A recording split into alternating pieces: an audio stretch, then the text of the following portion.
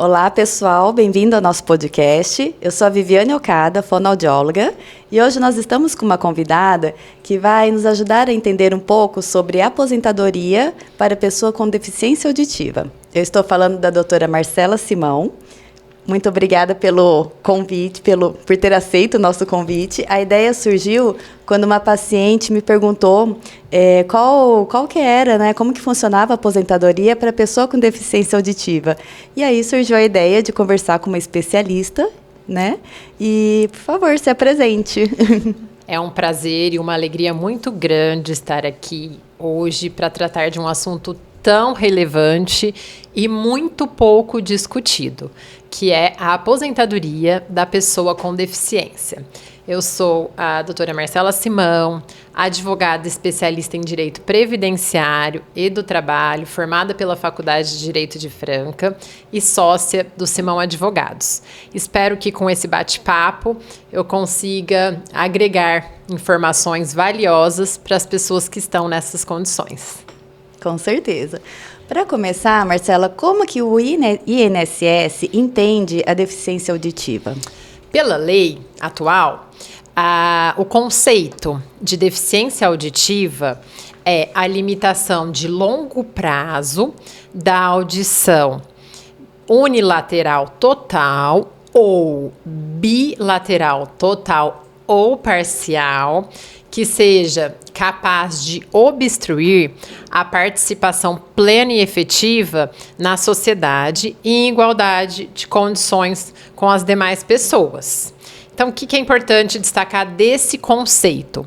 Que se a perda for dos dois ouvidos, ela pode ser parcial. Sim. Total ou parcial. Agora, se for só de um ouvido, necessariamente ela precisa ser total. E qual que deve ser essa perda auditiva? A perda auditiva deve ser de 41 decibéis ou mais, aferido por um audiograma, que é conhecido como audiometria. Me fala um pouco mais sobre a aposentadoria da pessoa PCD. Qual que é a vantagem, qual que é o benefício dessa aposentadoria? A vantagem principal, Viviane, é que ela é uma aposentadoria antecipada. Ou seja, a pessoa consegue ter acesso com uma idade menor ou com menos tempo de contribuição. Então, existem para a pessoa com deficiência duas modalidades de aposentadoria: a por idade e a por tempo.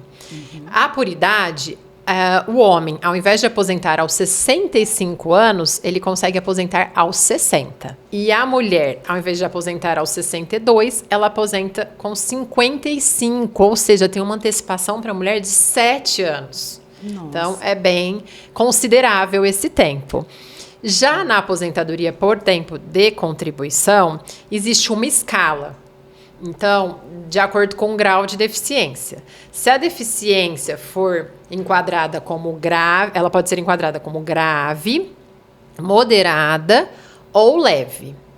A mulher, se for deficiência grave, ela aposenta com 20 anos de contribuição. Uhum. Se for moderada, 24. E se for leve, 28. Entendi. Já o homem, se for leve, 33. Moderada, 29. E grave, 25.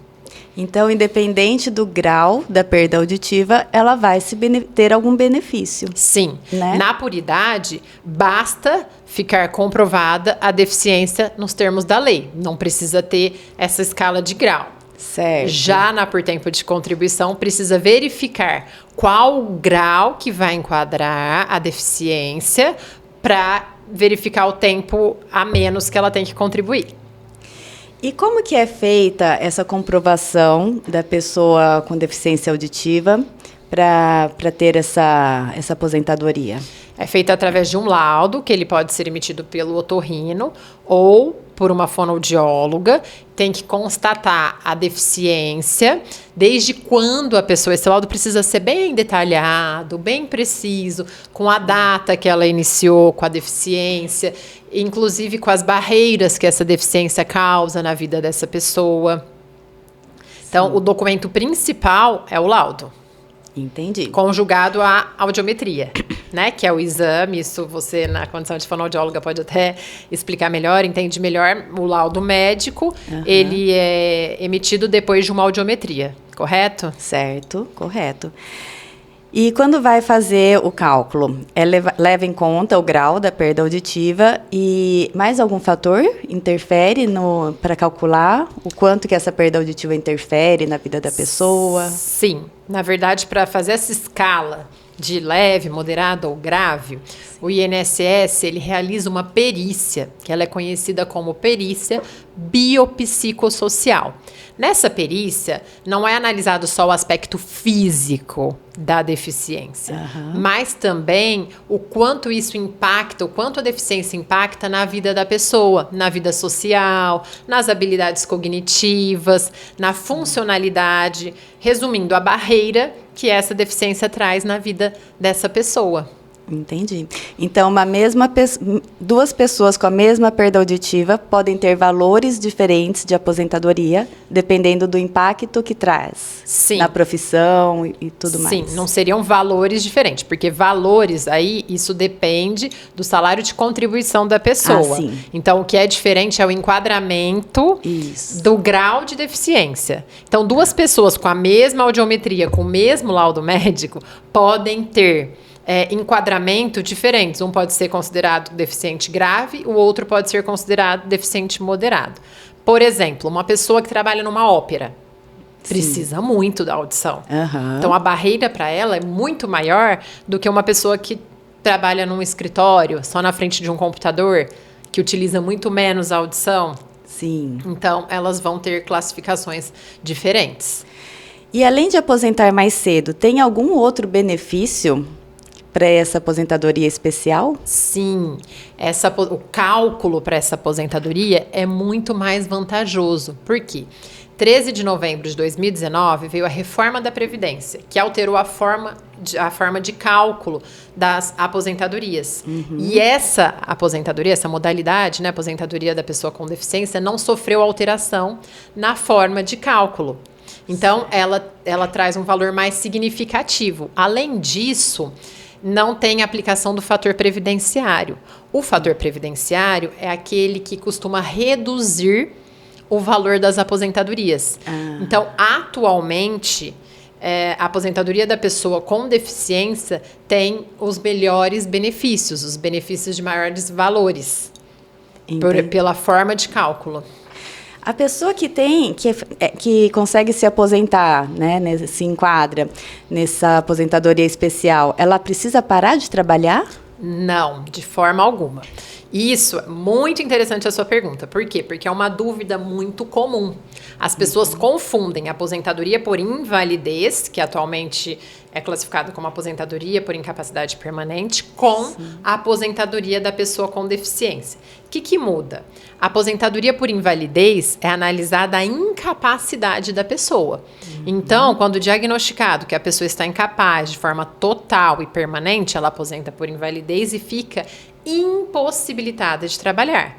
Já a aposentadoria da pessoa com deficiência, a análise é da deficiência, da barreira que ela causa nessa pessoa, mas que não impede ela de trabalhar. Então, ela pode aposentar e permanecer trabalhando na mesma atividade ou em outra à sua escolha.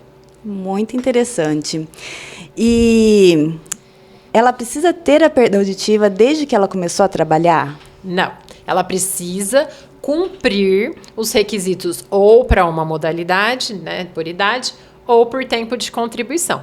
O que a gente vê muito na prática é que algumas pessoas desenvolvem, né, a perda auditiva no decorrer da sua vida laboral em razão da própria atividade ou função.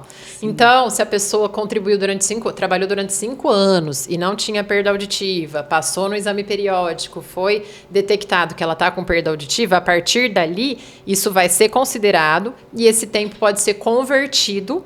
Existe uma conversão que é feita do tempo de deficiente para somar com o tempo que ele não tinha deficiência e aumentar o tempo de contribuição, trazendo um acesso mais rápido ou uma aposentadoria mais vantajosa. Certo. Marcela, usar aparelhos auditivos interfere alguma coisa na aposentadoria? Não, por quê?